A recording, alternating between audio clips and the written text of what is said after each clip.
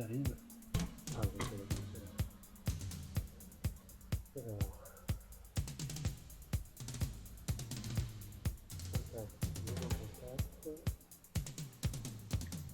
contact,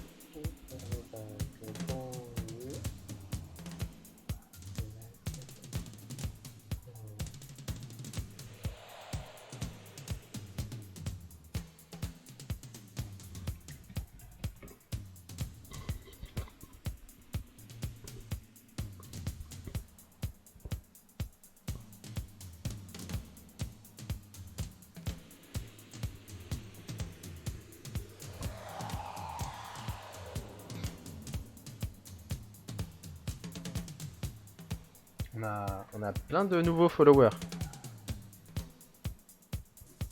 Pour info.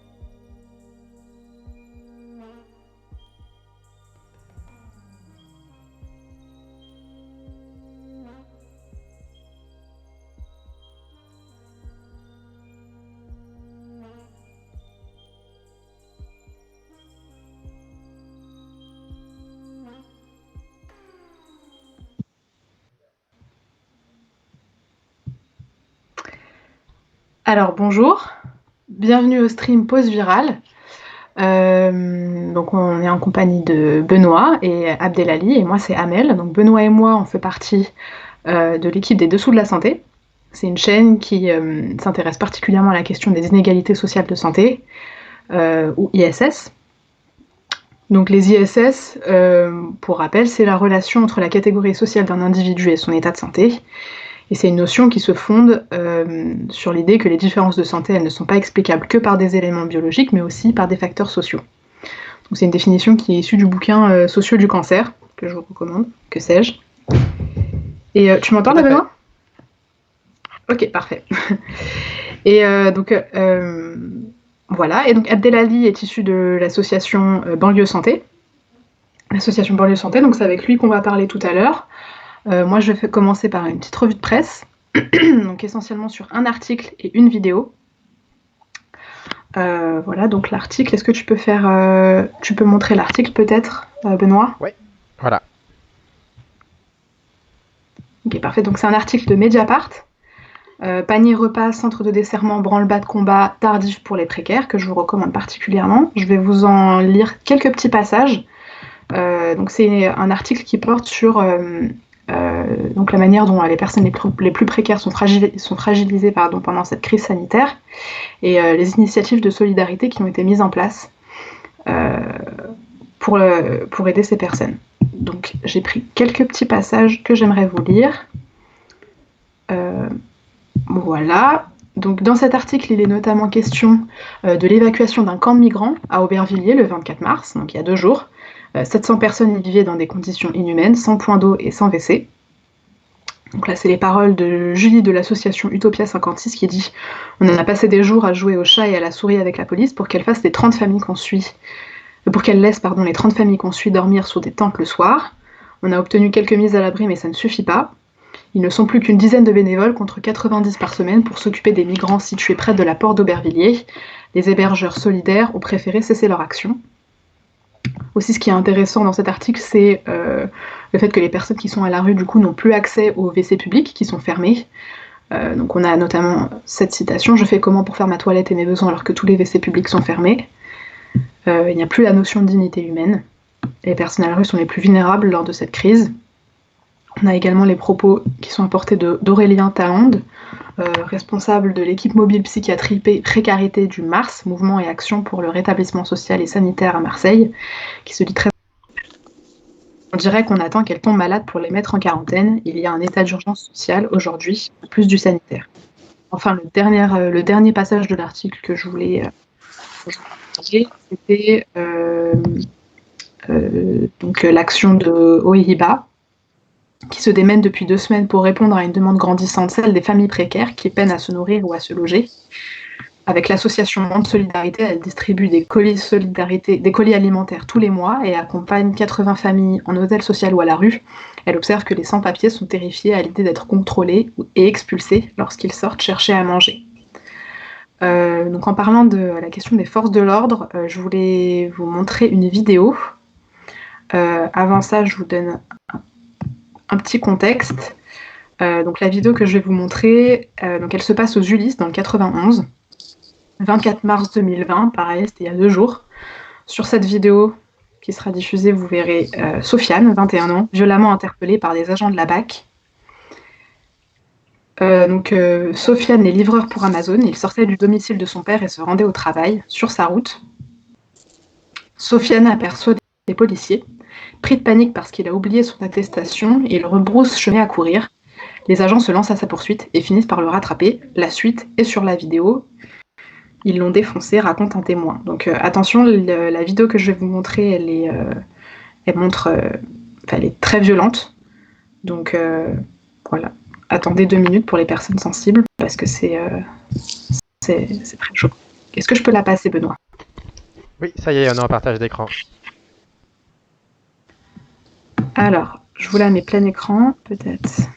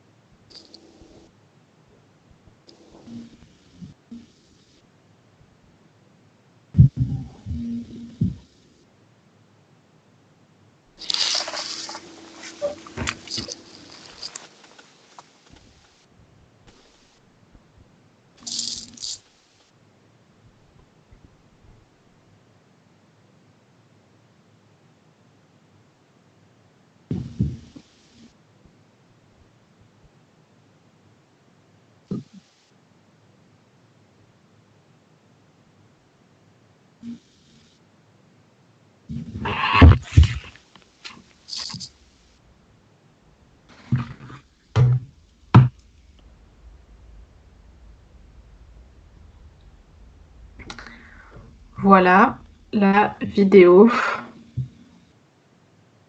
qui est particulièrement...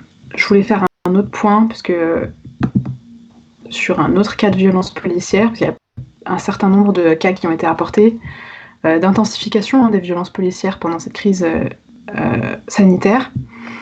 Donc il y a la journaliste Siam Asbag, qui est très active sur les réseaux sociaux, que je vous recommande d'ailleurs de suivre, qui a parlé du cas de Sofiane à Strasbourg, qui avait été tabassée par des policiers le 18 mars dernier.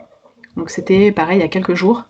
Les violences se sont poursuivies jusque dans le commissariat. Il y a des photos qui circulent qui sont particulièrement parlantes. Il a été roué de coups. Donc voilà, moi c'était juste pour faire un point sur la question des violences policières et la précarité des personnes qui sont à la rue. Donc voilà pour la revue de presse.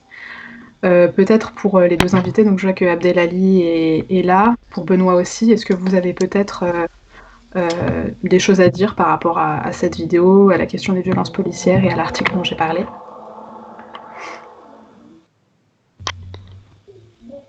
Vous m'entendez? Oui, je vous entends. Oui. Bienvenue à Abdelali. Alors, je sais pas comment ça fonctionne, ça. Ça marche comment ça? Ah, ça c'est mon doigt. Oui. Attends. Là, j'essaye de... Là, on voit ton volant. Alors, attends. Ça va, c'est pas une Mercedes, c'est une Renault. Attends. Comment je fais pour le tourner, là? Oh, j'y connais rien dans ces trucs. Là, on voit ton volant. Ouais. Ah bah. Alors, tes yeux. Ah bah, c'est bon. Ça y est, on te voit. Ah, c'est bon, on y arrive. Ah, la nouvelle technologie, c'est quelque chose. Donc, c'était quoi ta question, pardon? Alors moi, du coup, c'était une question sur la vidéo que j'avais passée des violences policières qui avaient été filmées aux Ulysses dans le 91.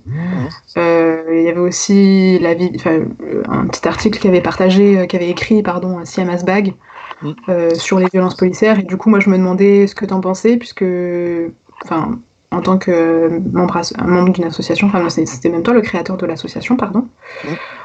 Ouais, voilà, qu'est-ce que tu pensais Alors, de ça? peut-être, avant de répondre, Abdelali, tu peux peut-être te présenter la façon dont tu as envie de te présenter et présenter ce que tu fais? Bien sûr, ouais, bien sûr. Mais en tout cas, merci, bonsoir à tous. Je savais pas que ça existait, ce genre de format-là. Mais du coup, là, on va être enregistré et après, là, ça on va est en direct. On est en live. Et ensuite, ça reste On sur est Internet. en direct. D'accord, ok. Donc, je fais passer bonjour à ma famille. Je déconne. Je déconne. Non, mais écoute, déjà, merci pour l'invitation et nous permettre de nous exprimer sur des sujets qui, effectivement, touchent aujourd'hui la population des quartiers prioritaires aujourd'hui en France. Moi, je suis infirmier de métier, déjà.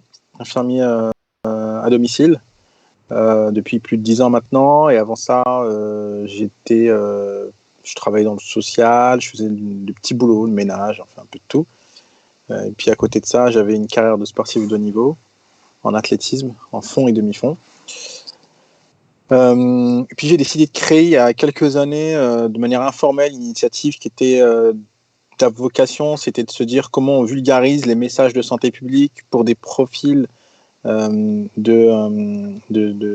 concitoyens qui ont, j'appellerais ça un millefeuille d'inégalité en santé, une inégalité sociale. Dont il y a une appropriation, il y a une défiance surtout de leur part des messages, des messages véhiculés par les pouvoirs publics. Et mon travail avec les professionnels de santé, c'est de se dire comment on essaie de raccorder les choses et recréer du lien entre ces concitoyens qui sont éloignés du système de soins, sont éloignés des droits sociaux, des droits qui existent, et puis en même temps de leur redonner une espèce d'autonomie au travers de la compréhension des messages clés que aujourd'hui en France on peut faire passer. Après, bien sûr, je pense que je parlerai un peu plus dans le détail de ce qu'on fait, mais globalement, en fait, on lutte contre les inégalités en santé, les inégalités sociales. Donc, on a vraiment une démarche de proximité avec la population, une démarche inclusive où on essaye de faire en sorte que le patient, ce soit pas juste un patient pour lui dire, ben voilà, il faut que tu te fasses soigner. On le rend participatif et du coup, d'ailleurs, j'aime dire aussi que quand on rencontre les patients, on leur dit vous êtes considérés en partie par la population comme un problème. On vous considère nous comme la solution de vos problèmes. Et le mindset de ces gens-là change puisque du coup, pour une fois, on leur dit ils peuvent être une solution à des problèmes. Donc voilà un petit peu globalement ce qu'on fait. Après, c'est plus large, mais je vais en parler en détail en fonction de vos questions aussi. Merci. Et du coup, quel est le regard que toi tu portes sur ces récits et ces vidéos de violences policières qui sont particulièrement diffusées, qui ont toujours existé, mais c'est vrai qu'on a un peu l'impression que, en tout cas j'ai peut-être cette impression que en période de crise sanitaire, ça allait au moins s'atténuer, mais là ce qu'on voit c'est que c'est pas le cas. On voit qu'il y a encore des cas, des vidéos de jeunes hommes, de jeunes personnes, même pas de jeunes personnes racisées qui sont violentées par la police. Quel regard tu portes là-dessus ? En fait, je vais essayer de porter un regard surtout plutôt global, pas forcément fixé sur les violences policières, parce que c'est, comme je le disais hier encore à des journalistes du Monde, c'est que c'est pas forcément notre terrain, puisqu'on ne maîtrise pas ce sujet-là. Moi, je dis toujours, il faut laisser aussi les experts de chaque sujet s'impliquer en fonction de ce qu'ils connaissent.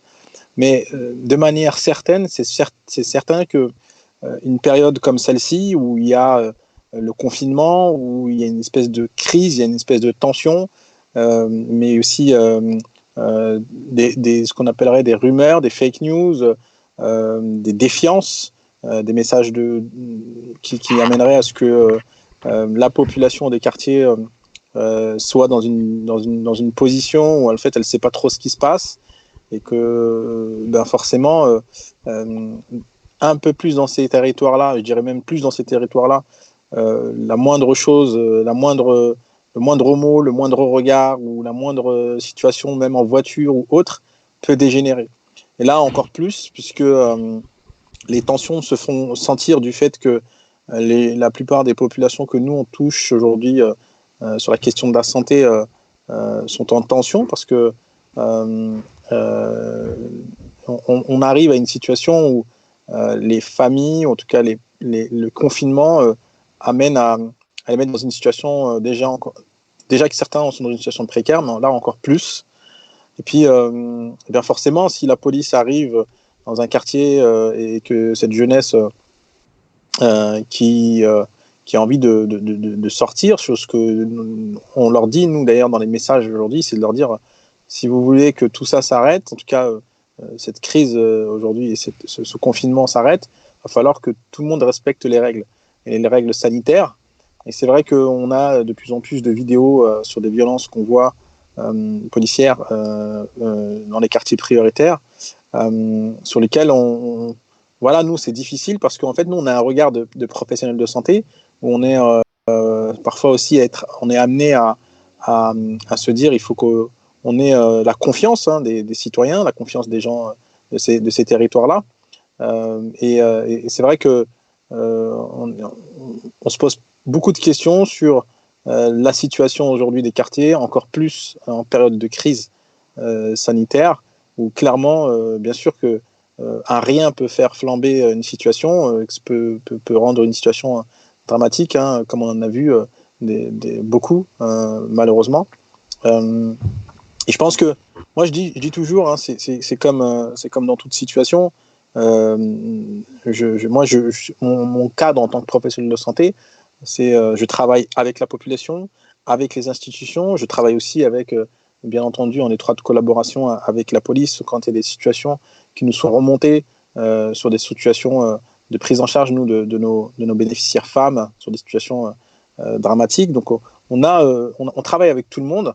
Et c'est vrai qu'on sent même chez certains de ces policiers eux-mêmes une tension dans leur corps de métier et qui les amène peut-être probablement à aussi à perdre leur sang-froid. Et puis les jeunes, forcément, il suffit qu'il y ait une situation qui commence à être difficile, à être tendue pour eux. Forcément, eux aussi, ils vont se tendre. En fait, on est dans une situation où tout le monde se tend. Un rien peut flamber, un rien peut vous mettre dans une situation de gravité qui va se transformer en bavure, qui pourrait se transformer plutôt en bavure. Donc là, en fait, moi, c'est un message que j'essaie de porter, c'est de dire, dans ce genre de situation, encore plus que dans d'autres situations, on doit être à l'apaisement, on doit être à l'union et on doit être au rassemblement pour combattre ce qui se passe aujourd'hui, ce virus, mais aussi lutter contre les inégalités, quelles qu'elles soient. En tout cas, pour la nôtre, c'est celle de la santé et celle des inégalités sociales. Et puis, bien sûr, il y a plein de personnes qui, effectivement, portent la voix des quartiers sur ces questions-là de violence policière et qui savent vraiment, quand on en fait quand on fait même un job à temps plein, comme je disais à une journaliste hier, j'ai dit, moi, je ne suis pas confronté à ça du fait que je ne le vois pas. Moi, ce que je vois, c'est même ce que j'appelle les maux de l'intérieur. Les patients et les patientes en situation de détresse, les patients en situation d'isolement social, etc. Donc, voilà, je ne sais pas si j'ai répondu à ta question. Si. Merci beaucoup pour ta réponse. Du coup, tu as évoqué la manière dont vous essayez de résorber les inégalités sociales de santé avec votre association. Est-ce que vous faites vos actions on a vu pas mal moi, ce que j'ai vu tourner, c'était notamment les vidéos que vous aviez réalisées en différentes langues et la distribution de repas que vous assuriez. Est-ce que tu peux nous parler un petit peu de ça et de comment est-ce que l'idée vous est venue de mettre en place ces initiatives? En fait, c'est des initiatives qui existent déjà, c'est-à-dire aujourd'hui la distribution de repas, il y a pas mal d'associations qui le font et ils le font très bien. Et ce qu'on fait, nous, déjà, c'est se dire d'une situation de terrain, comment on en arrive à régler une problématique en faisant participer l'ensemble des opérateurs. Et quand je dis les institutions publiques, les institutions privées, les organisations qui sont déjà sur le territoire, on n'arrive pas en claquant des doigts en disant qu'on a une super solution pour régler les problèmes dans mon quartier, etc. C'est pas vrai, ça serait mentir. Par contre, nous, on a un regard qui est quand même différent, c'est-à-dire qu'on a un regard plutôt de critique, meilleure que la vôtre. On a une position de collaborer avec vous et d'essayer d'agir ensemble pour la lutte de ces inégalités. Donc, ce qui nous a amené à développer énormément de projets de santé publique dans les quartiers. Pourquoi les quartiers? Parce que on a, je dirais, un énorme grand nombre de personnes vivant ce millefeuille, comme j'ai dit tout à l'heure, d'inégalité en santé et d'inégalité sociale, du fait de vivre dans des quartiers où effectivement ils vivent dans des conditions parfois pas faciles et où on sait le système de santé, et on en a la preuve aujourd'hui avec la crise, il est en tension, où il y a de moins en moins de médecins, où les cabinets se font de plus en plus rares dans les quartiers. Et puis on s'est dit, nous professionnels de santé qui avons grandi dans ces territoires, qui sommes nés dans ces territoires, à étudier et à tout apprendre en France, on s'est dit comment on pourrait rendre une partie de notre savoir-faire. C'était de se dire on va se rendre utile aux plus précaires.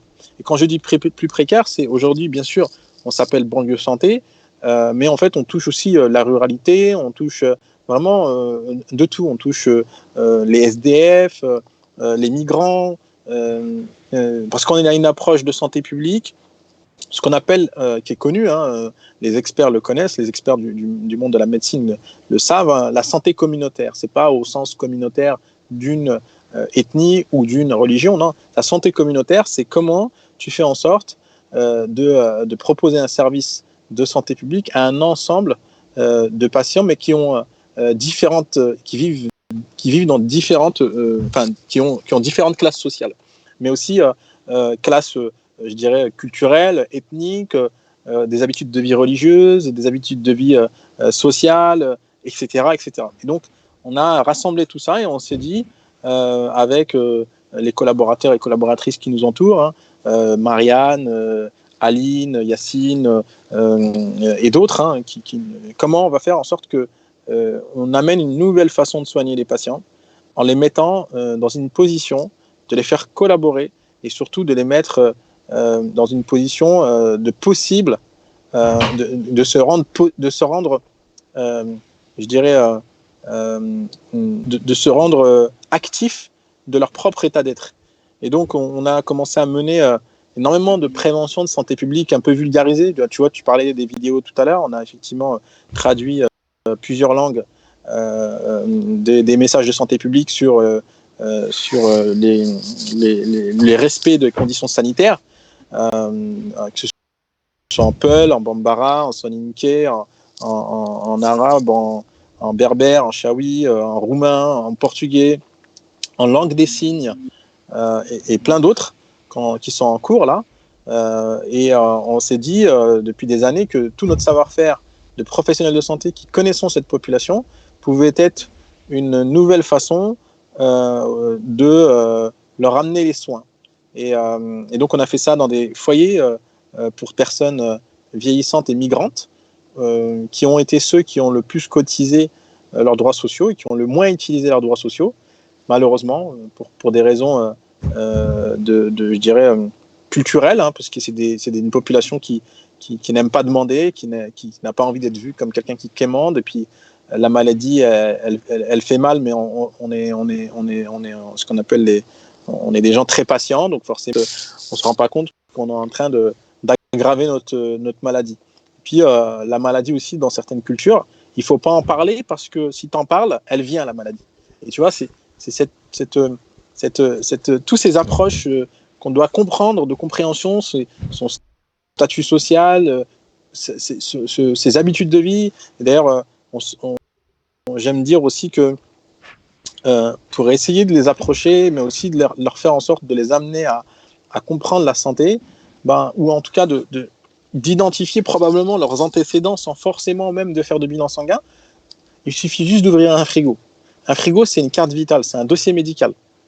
Parce que le frigo, c'est l'essence même de ce qui peut t'amener à avoir un diabète, à avoir de l'hypertension, etc., etc. Donc, on a une démarche complètement différente de beaucoup de démarches. On a une démarche plutôt de proximité, une démarche sociale, mais pas au sens qu'on l'entend. On n'aime pas, nous on aime dire qu'on n'aime pas faire de la charité, on aime plutôt les aider à collaborer avec nous et à essayer d'aller mieux.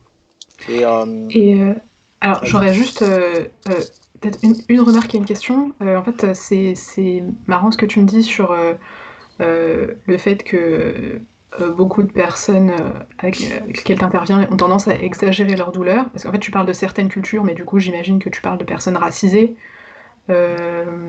notamment, maghrébins, noirs et arabes. Mais nous, on avait fait une vidéo sur la question du racisme en santé, du syndrome méditerranéen. Et justement, en fait, dans cette notion du syndrome méditerranéen, il y a cette idée selon laquelle les personnes racisées auraient tendance à exagérer leurs symptômes, à trop se plaindre, et du coup, faut pas trop les écouter. Donc, du coup, c'est assez... du coup, il y a un espèce de petit paradoxe par rapport à ça. Et la deuxième question, la question que j'avais à poser, ce serait peut-être sur où est-ce que vous intervenez. Du coup, quels sont les lieux dans lesquels vous intervenez, notamment, j'ai vu que vous faisiez des livraisons de repas. Du coup, c'est dans quel lieu? Ok. Pour le premier sujet sur la médecine racisée d'ailleurs qui existe, sur lequel on travaille aujourd'hui sur la médecine racisée, qui a un vrai enjeu en fait. Hein. Typiquement, certains symptômes chez certains patients n'arrivent pas de la même manière. En tout cas, la réaction est différente, que ce soit la réaction physique, la réaction du degré de douleur, du degré à quel niveau, à quel endroit du corps, et aussi, par exemple, sur la couleur de la peau. Par exemple, certaines maladies connues qui, chez les Noirs, ne réagissent pas de la même manière que ceux qui ont la peau blanche. Donc, en fait, il y a la médecine de racisée, hein, elle a toujours existé, on est conscient, mais alors c'est pas la médecine racisée comme on l'entend en mode les médecins sont racistes, c'est pas du tout le sujet. C'est de dire que, d'ailleurs, c'est ce qu'on essaye de faire révéler, et c'est ce qui aujourd'hui fait que notre travail est plutôt bien récompensé, puisqu'on présente notre recherche, puisqu'on a fait de la recherche sur notre travail. On vient d'avoir le CNRS qui nous rejoint avec une équipe de chercheurs. Et puis, on va présenter tout ce travail de recherche auprès du Grand Congrès national des médecins généralistes. C'est pour nous une fierté, parce que, en fait, on est une association loi de 1900 qui avait été créée en 2018 de manière officielle. Mais ça faisait quand même 10-15 ans qu'on était sur le terrain sur ces sujets-là. Et on se rend bien compte qu'il y a aussi une mentalité des professionnels de santé qui est en train de changer sur l'approche des habitudes de vie, des habitudes culturelles des patients. Donc c'est ce qu'on essaye d'amener, et c'est ce qu'on arrive à super bien faire en prenant en compte tout un tas d'éléments et à mettre en place tout doucement une nouvelle façon de soigner qui marche plutôt bien, parce que ça fait faire des économies de santé publique, faut le dire. Plus tôt tu prends en charge, mieux c'est. Donc voilà un peu si j'ai répondu à Alors oui, je suis juste pas sûre, parce qu'en fait la vidéo que j'ai évoquée, en fait, elle parlait du racisme de certains professionnels de santé à l'égard. Oui, c'était ça. Du coup, je pense qu'il y a eu. Mais le projet que tu as mentionné à l'instant, oui, parce que nous, ce qu'on voulait montrer dans cette vidéo, c'était le fait que ta racisation, en fait, elle changeait aussi la manière dont tu étais. Elle avait un impact aussi dans le milieu hospitalier notamment, et que il y avait des remarques racistes aussi et des attitudes racistes aussi, notamment dans le milieu hospitalier. Mais du coup, c'était par rapport à ça. D'accord, moi j'ai entendu racisé, donc j'ai mis le lien. Non, ouais, ok, non, c'est peut-être, j'ai dû... Pas de problème. Si je peux... Après, sur ce... si je peux poser une question, du coup, qui est du coup un peu un retour sur la question de départ. Pourquoi est-ce que là, le coronavirus, entre guillemets, il peut être vécu différemment, je sais pas... à Saint-Denis que dans le 16e. Genre, c'est quoi la différence? Qu'est-ce qui se passe? En fait, d'ailleurs, on va publier là, dans les jours à venir un article là-dessus, un communiqué de presse à tous les médias et qui ont accepté de vouloir publier ce communiqué de presse, où en fait, on estime qu'il y a que la crise aujourd'hui sanitaire, c'est une médecine à deux vitesses. C'est-à-dire que la population dans les quartiers prioritaires de la ville, c'est ce qu'on a déjà pressenti depuis un certain nombre de temps, depuis déjà des années, mais notamment sur une pandémie comme celle-ci, où la population des quartiers qui rassemble énormément d'ethnies, par exemple à Saint-Denis, il y a plus de 140 langues, différentes cultures, différentes habitudes de vie, différentes façons de comprendre aussi le message de santé publique, peut-être, mais aussi le fait d'avoir des inégalités sociales peut engendrer de plus grands dégâts, une plus grande catastrophe, parce que c'est une population qui ne va pas forcément chez le médecin de manière spontanément, qui ne va pas se faire soigner tout de suite, qui va laisser traîner pas mal de choses, parce qu'en fait, la priorité pour une grande partie de cette population qu'on a, nous, en charge, c'est de manger, en fait. De manger, c'est pour ça que nous, ce qu'on avait identifié, c'était des personnes âgées vivant dans des foyers de travailleurs migrants qui sont vieillissantes. C'était de commencer à leur apporter de l'alimentaire pour les confiner. Pourquoi apporter de l'alimentaire pour les confiner? Parce que, pour plein de raisons, mais on se dit que si on fait en sorte que les patients n'aient besoin de rien à l'extérieur, les bénéficiaires, ils ne vont pas être, je dirais, en situation de se mettre en danger, d'être contaminés par le virus. En plus de ça, ils ont un certain nombre d'antécédents médicaux, d'hypertension, de diabète et d'autres, qui va forcément peut être extrêmement dangereux pour cette population-là. Et puis aussi, il y a des messages qui ne passent pas, c'est-à-dire que, comme j'ai dit tout à l'heure au début, il y a une défiance des messages de santé publique. Hein. Par exemple, on a des patients qui n'ont plus de droits sociaux parce qu'en fait, ils n'ont pas renouvelé leurs droits et parce qu'ils ont peur d'aller voir ou ils ne savent pas comment aller faire, comment remettre leurs droits à jour.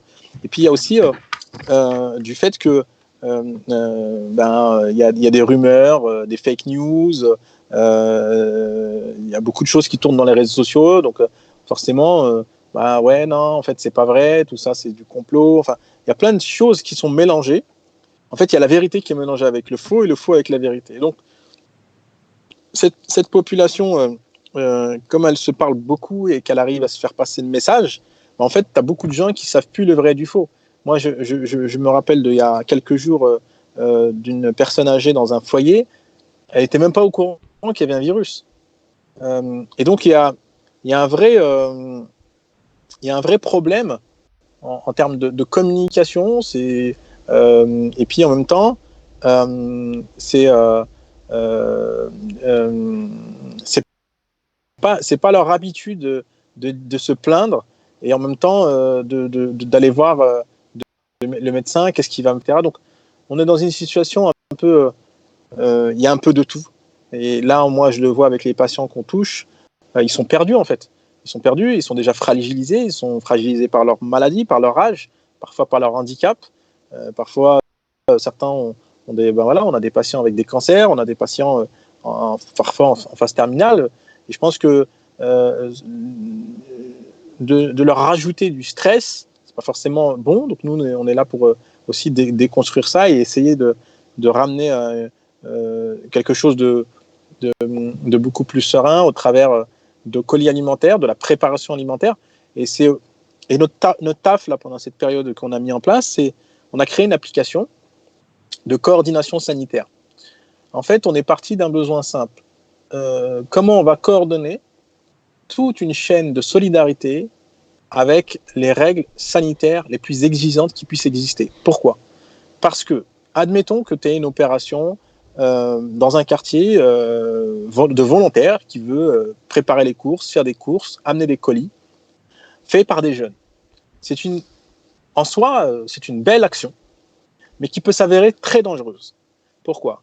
Parce qu'il suffit de cette action-là, si on ne se rend pas compte qu'on a Covid et qu'on est asymptomatique, qu'on n'a aucun symptôme, apéritique, tout va bien, jeune, sportif, tout ce qu'on veut, mais qu'on est porteur sain, on peut transmettre, soit par les mains, donc de manière manuportée, ou par les objets, le virus à ces bénéficiaires-là. Et donc, le risque, c'est que si demain, tu transmets un colis, tu donnes un colis, un sac, quelque chose qui n'est pas nettoyé à une personne âgée, elle est beaucoup plus exposée à tomber malade et à décéder. D'ailleurs, on dénombre quelques décès de ces personnes âgées parce que en fait, il y a des situations où, voilà, quand vous avez des résidences où vous avez des cuisines collectives, des toilettes collectives, des sanitaires collectives, où vous avez aussi des jeunes qui vivent dans ces foyers, etc.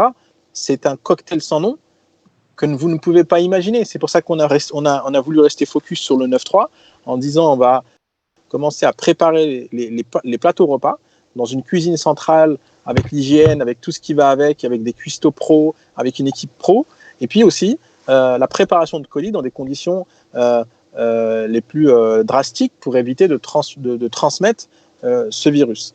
Cette plateforme, elle avait cette vocation au début, puis elle est en train de se transformer depuis quelques jours. Là. On a décidé d'y mettre effectivement les vidéos en plusieurs langues. On a aussi la possibilité dès demain, je crois demain soir, de pouvoir avoir accès à un médecin à distance pour cette population-là.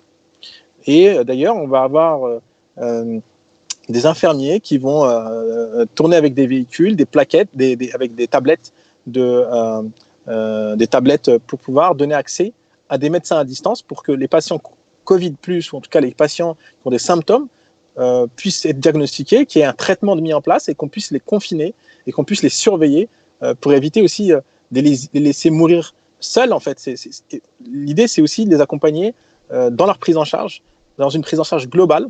C'est pour ça que pour nous, on voulait créer un parcours, comme un parcours de soins. On a décidé de créer un parcours de coordination sanitaire. Je ne sais pas si j'ai répondu à ta question, Bola. Si, tout à fait. Alors, Benoît, on a une question d'un visionnaire, oui, non? Tout à fait. Alors, on va essayer d'être synthétique dans nos réponses parce que, mine de rien, le temps passe très vite. Il y a quelqu'un qui s'étonne de l'emploi du terme population racisée parce qu'elle semble à la fois trop générale pour désigner toutes les populations qui sont victimes des discriminations et des violences policières, et en même temps, ça lui semble pas correct de parler de termes, de parler de race. Qu'est-ce que Amel et toi, Abdelali, vous avez envie d'apporter comme réponse à ça? Alors, moi, je vais peut-être utiliser. Alors, racisé, parce que moi, j'avais utilisé le terme de racisé pour parler du racisme en santé. Après, dans les quartiers populaires, il y a beaucoup de personnes racisées, donc c'est pour ça que j'ai utilisé ce terme. Mais effectivement, il n'y a pas que des personnes racisées. Je pense que c'est plus sur je suis pas en train de dire ça, la mais... nature du terme racisé, pas sur le fait qu'il y a des personnes racisées en quartier populaire. Alors, à quoi est-ce que ça renvoie, c'est ça? Alors, racisé, c'est un terme qui est le terme qu'on utilise pour parler des personnes qui sont conceptualisées comme, enfin, qui sont perçues comme autres d'un point de vue racial. Alors, c'est pas pour dire que la race existe véritablement. Ça a été prouvé que la race biologiquement, ça n'a aucun fondement. Par contre, il y a la construction sociale de la race, c'est pas un mythe. Et effectivement, en fonction de la manière dont tu es catégorisé d'un point de vue racial, tu vas être traité différemment. J'allais dire en France, mais pas que. Donc c'est pour ça que j'ai utilisé ce terme. Voilà, c'est pour faire le terme de racisé fait référence à la construction sociale de la race. Ça ne veut absolument pas dire que la race biologique existe, mais les races sociales existent. Donc voilà. Il y a un très bon bouquin là-dessus de Colette Guillaumin sur l'idéologie raciste. Et sinon, par ailleurs, les personnes non blanches ou racisées, c'est les deux termes qui sont pas mal utilisés. Il y a pas mal d'articles là-dessus. Voilà. Mais c'est pour ça que j'ai utilisé ce terme. Voilà. Abdelali, tu veux réagir aussi? J'ai pas compris la question, en fait. Moi non plus, j'ai pas trop compris. Ouais, j'ai pas compris la question. Je dis, est-ce que c'est en rapport avec le fait qu'on utilise le mot race pour l'humain? Et si c'est le cas, en fait, c'est vrai que c'est un mot qui peut être inadapté du fait qu'en fait, on est tous humains avec nos différences, mais aussi ce qui nous rassemble. Ce que le terme de racisé ne nie pas. Le terme de racisé ne nie pas le fait qu'il y ait une commune humanité. C'est pour parler de différences de traitement, la manière dont tu vas être traité différemment en fonction de ta racisation par un certain nombre d'institutions. C'est pas la même chose d'être noir ou arabe à l'école, à l'hôpital, au travail, que d'être blanc. Non, je botte en touche parce que je comprends pas la question, donc je pourrais pas poser. Je pourrais pas y répondre de manière correcte et concrète. Moi, j'aurais peut-être une question pour Abdelali, si ça te... Ouais. Alors, moi, j'aurais peut-être une question sur la manière dont toi, en tant qu'association de l'association Banlieue Santé, comment est-ce que tu penses que la crise sanitaire a été gérée par le gouvernement? Quel regard tu portes là-dessus? On a interrogé déjà un certain nombre de personnes par rapport à ça. Voilà, on aimerait bien avoir ton regard sur la gestion de cette crise sanitaire. En fait, c'est assez difficile de dire la gestion. En fait, c'est assez difficile de critiquer une gestion dont nous, on n'a pas la maîtrise. Par contre, je pense que il y a eu pendant des années une gestion gérée par une cohorte de personnes, en tout cas gestion sanitaire ou gestion médicale au sens large, par un certain nombre de personnes qui sont là depuis des années. Mais moi, je pense que, par exemple, à la différence dans certains pays,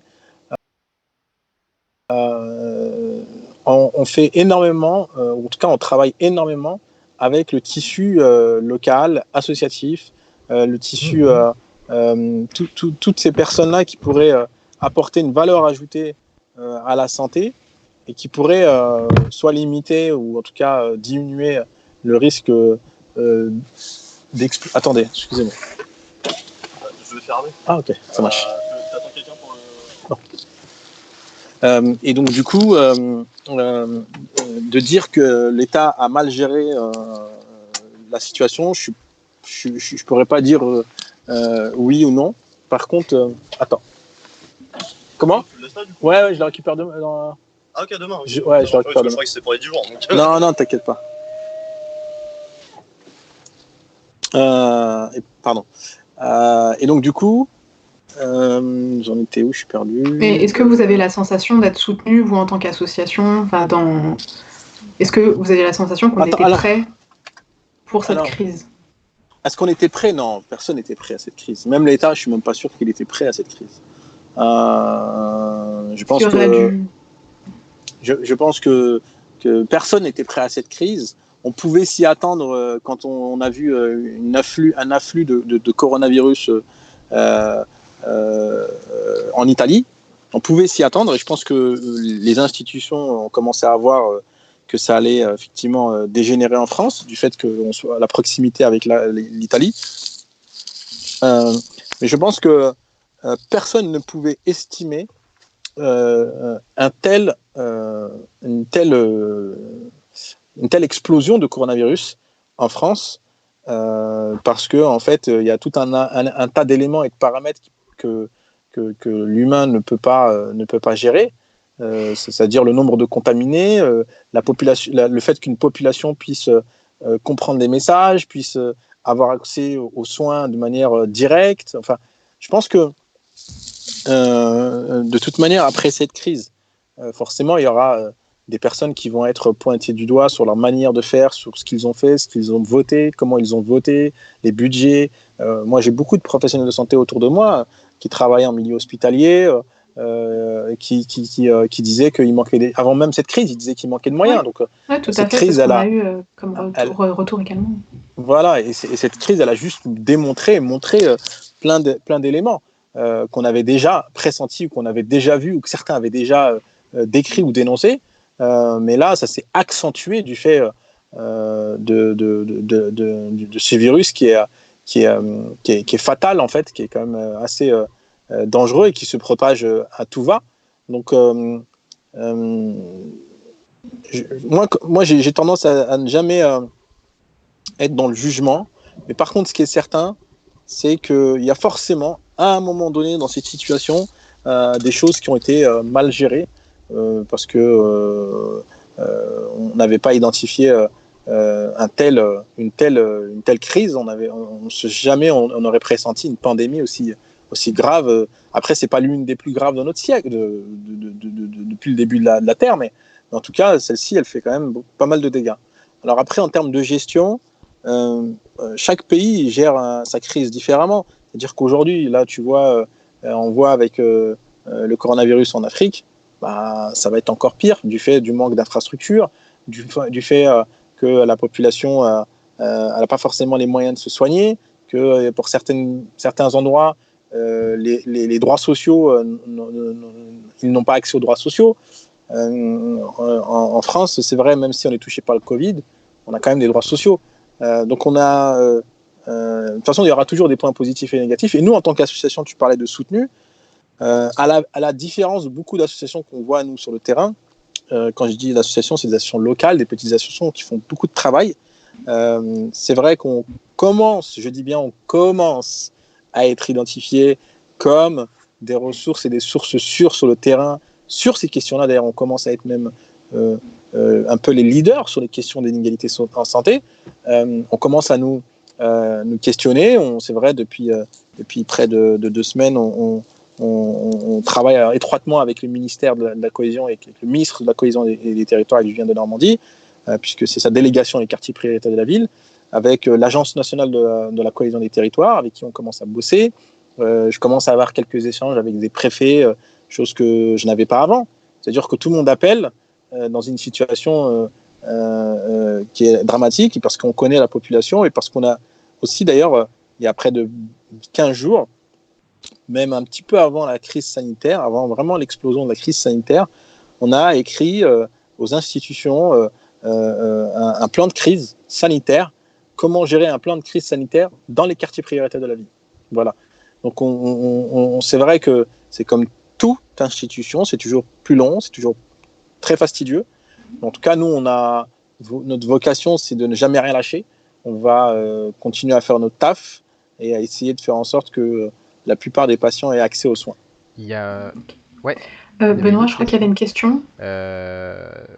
Qui était que d'après les contacts que le spectateur a en quartier populaire et d'après ce qu'il comprend de ce que toi tu dis, le confinement il est difficilement respecté, soit par besoin, soit par habitude culturelle. Qu'en penses-tu? Est-ce que la répression policière elle est déjà plus forte qu'elle ne l'est dans d'autres quartiers? Et est-ce que tu penses qu'elle va s'accentuer? Et avant que tu répondes, moi, je voulais faire une très courte réponse. C'est qu'une des motivations pour nous de faire ce Twitch, c'est qu'on pense que justement ce focus qui est fait sur ce soi-disant non-respect en quartier populaire et par les personnes racisées, c'est aussi le fait d'un traitement médiatique qui est politique, qui est raciste et qui est classiste, et qui veut pointer du doigt des responsables qui seraient du coup les migrants, les pauvres, etc. plutôt que de pointer du doigt d'autres responsables qui seraient les personnalités politiques, le capitalisme, la destruction du système de santé publique. Et enfin, il nous reste 7 minutes, donc on va essayer d'être rapide pour les réponses. Je te redonne la parole, Abdel, et Abdelali et Amel. Moi, je vais dans ton sens. Je suis toute petite, voilà. J'ai le même avis que toi, Benoît. C'est que je trouve qu'on a souvent tendance à pointer du doigt les mêmes personnes. C'est vrai qu'être le confinement, c'est plus difficile lorsqu'on vit dans un 10 mètres carrés que lorsqu'on vit dans une maison de campagne comme Leïla Slimani ou Loudoyon. C'est vrai que pointer sans cesse les responsabilités individuelles et s'étonner du non-respect du confinement, sans voir à quel point le confinement... déjà, il y a certaines personnes qui ne demandent qu'à être confinées, mais qui ne peuvent pas parce qu'elles sont obligées de travailler. Elles travaillent dans des secteurs non essentiels de l'économie, mais elles sont obligées de travailler. Il y a une très bonne vidéo d'Usul là-dessus. Mais donc oui, il y a des personnes qui ne demandent qu'à être confinées, mais qu'on force à travailler. Et il y a des personnes pour qui le confinement est extrêmement difficile aussi. Donc c'est vrai que je m'étonne un petit peu du fait de toujours pointer ces responsabilités-là alors qu'on est en pleine crise sanitaire. C'est un peu facile de dire ouais, les pauvres et les racisés, ils font jamais comme on dit que... Bref, voilà, pour moi c'est un peu craignos. Abdelali ? Non, je pense que dans toute situation difficile, on va forcément essayer de trouver des responsables, que ce soit... en fait, on va essayer de trouver des responsables qui ne pourront pas facilement se défendre, ou ne pourront pas avoir les moyens de se défendre.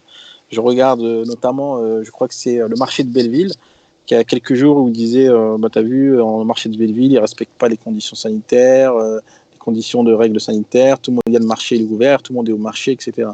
Mais ce qu'il ne faut pas oublier, c'est que s'il y a certaines catégories de personnes qui viennent au marché de Belleville, c'est que, comme dit un ami à moi, c'est que ils ont les moyens pour 10-15 euros d'avoir leur bon panier de fruits et légumes et d'achat à tarif redoutable quand ils vivent à Paris. Combien même on sait, et d'ailleurs on sait que à Paris la vie est chère, donc il y a une situation en fait où en fait c'est pas le moment de trouver des boucs émissaires qui ont pas la facilité et les moyens de pouvoir être devant les médias, de pouvoir exprimer leur mécontentement ou exprimer du fait que eux ils vivent les choses de telle manière, etc., etc. Bien entendu, c'est comme toute chose. Il y a toujours des gens qui vont pas écouter les règles. Et c'est comme ça, qu'elles soient riches, pauvres, c'est même pas une question sociale, c'est pas une question de niveau social, c'est une question d'humain à humain. Vous avez des gens qui sont de classe sociale très aisée, mais qui vont pas forcément écouter les règles sanitaires. Et on ne le montre pas du doigt, d'ailleurs. Ouais, bien sûr. Ouais. et c'est vrai que, par exemple, pour ça, d'ailleurs, tout au début de la crise, c'est qu'on avait du confinement, on avait les jardins, les beaux jardins parisiens qui étaient pleins de gens. Et le scandale, il s'est atténué tout de suite. On en a parlé une fois, et puis après, ça s'est arrêté. Donc, en fait, c'est toujours pareil. Il y aura toujours des réponses, en tout cas à deux vitesses. Hein. Tu auras ceux qui vont ils vont toujours trouver des boucs émissaires. C'est toujours pareil. Il y aura toujours quelqu'un qui a fait quelque chose. Et d'ailleurs, personne n'est parfait. Donc, mais je pense que là, on est dans une ambiance où on doit être dans la mesure. Les gens sont inquiets. Les gens, c'est la fin du mois. Hein. Les gens galèrent. Hein. Il y en a au bout du 15 du mois, ça y est, ils savent plus comment ils vont nourrir leurs enfants. Donc, en fait, là, on est dans une situation où, moi, je pense surtout à toutes celles et ceux qui, tous les jours, quand ils se lèvent, ils disent qu'est-ce que je vais manger, comment je vais payer ci, comment je vais payer ça. Et puis aussi à toutes ces personnes qui doivent malgré tout aller travailler parce qu'elles n'ont pas le choix, parce que leur employeur leur dit de venir travailler. Je pense à toutes ces femmes de ménage dans les hôpitaux, dans les endroits où il faut nettoyer, dans les conditions dans lesquelles ils sont les professionnels de santé, ces éboueurs qui doivent prendre les sacs où probablement le Covid est dessus. Je pense à toutes ces personnes qui sont là en train de se battre tous les jours, les professionnels de santé, aux infirmiers, aux médecins, aux kinés, aux infirmières, aux sages-femmes, aux étudiants infirmiers, aux étudiantes infirmières, tous ces étudiants qui sont en train de s'engager, puisque là, je ne sais pas si vous avez vu l'annonce, mais ils ont fait une grande annonce pour recruter à tour de bras des étudiants infirmiers en première année, deuxième, troisième année, qui vont être rémunérés non plus 200 € pendant leur période de stage, mais 1 500 € par mois. Donc, donc je pense que cette crise, certes, elle va effectivement faire beaucoup de dégâts, mais vraiment beaucoup de dégâts humainement. Beaucoup de gens autour de nous qu'on connaît ont perdu leurs parents, leurs frères, leurs sœurs. Et de l'autre côté, elle va probablement réveiller aussi des consciences. C'est bien dommage qu'on en arrive à une crise sanitaire de cette ampleur pour que les consciences se réveillent, pour que l'être humain se pose les bonnes questions et se dise j'ai envie de changer ma manière de faire, ma manière de vivre, ma manière de consommer, ma manière de m'engager pour cette société, pour ce monde dans lequel nous sommes, dans lequel nous vivons aujourd'hui. Du coup, c'est ça, c'est l'heure de conclure. Le rituel qu'on a un petit peu avec tous les invités, c'est que là, ça va être 20h, ça va être les applaudissements pour les soignants. Qu'est-ce que toi tu aurais envie de dire, de faire, de crier pendant ces applaudissements, pendant ce temps-là? Ah, peut-être que tu nous entends plus. Ouais. Allô. Oui. Tu nous réentends. On t'entend. Allô. Oui. Oui. Est-ce que tu as entendu la question? Apparemment non, tu ne nous entends pas trop. Ouais, est-ce que tu nous entends? Ouais, on t'entend. Nous on t'entend, je t'entends, mais c'est haché. Ah, bah nous on t'entend bien. Je te tape la question dans le chat, tu y réponds. Ouais.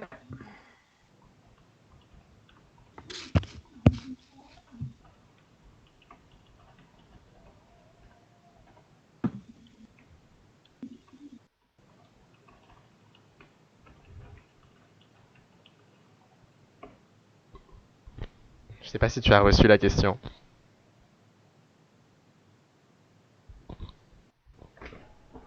Ouais.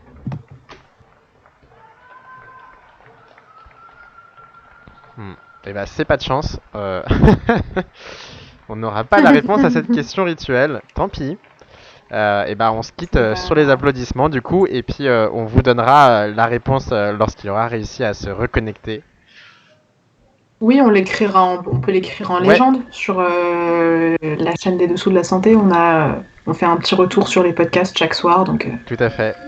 Merci à tous de nous avoir suivis, et puis à très bientôt. Merci. À plus. À très bientôt. Au revoir.